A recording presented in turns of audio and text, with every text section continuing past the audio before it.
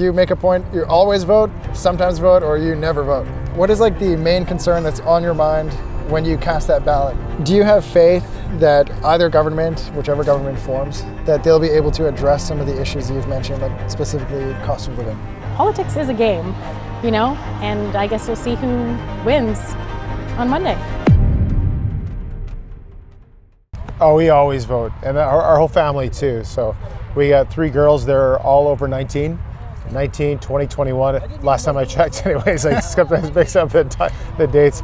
But yeah, we actually just voted on Good Friday.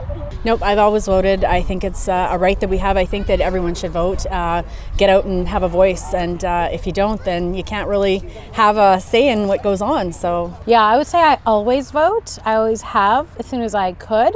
I've spoken to young Canadians, especially, and they say they don't understand the importance of voting, or they just don't care to vote. What would you say to a young Canadian who doesn't want to vote? Well, I think if you don't vote, you can't complain about who's in charge.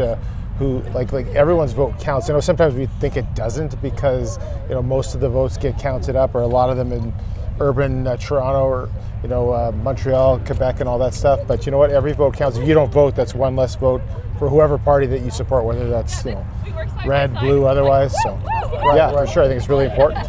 Election in 2015, 2019, and 2021. So from 2015 to now, 10 years, has your outlook changed throughout the years when it comes to voting? Absolutely. Not only did I have my first child in 2016, so my priorities really changed. I think I was unaware of anything political before, probably didn't even vote that much, but I loved the news was the news.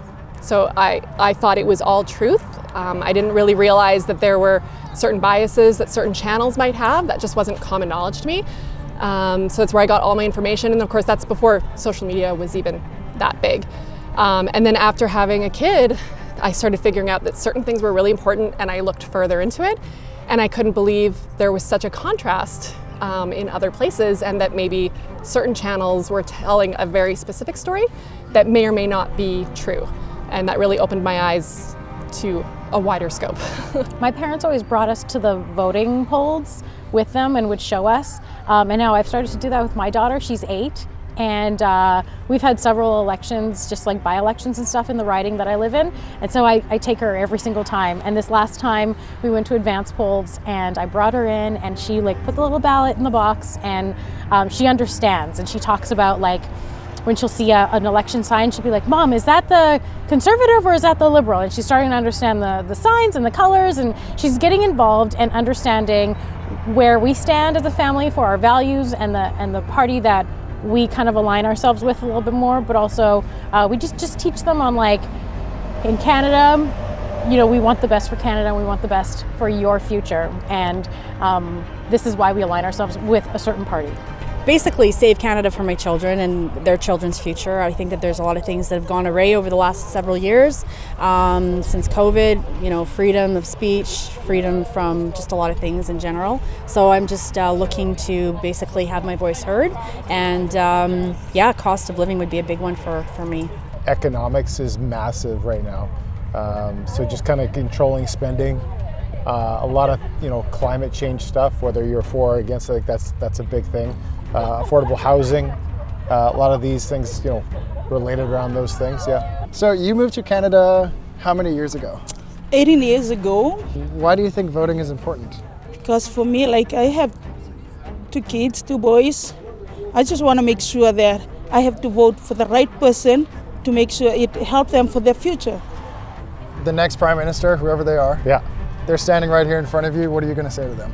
I would like any politician who's in charge of the entire country to represent everybody.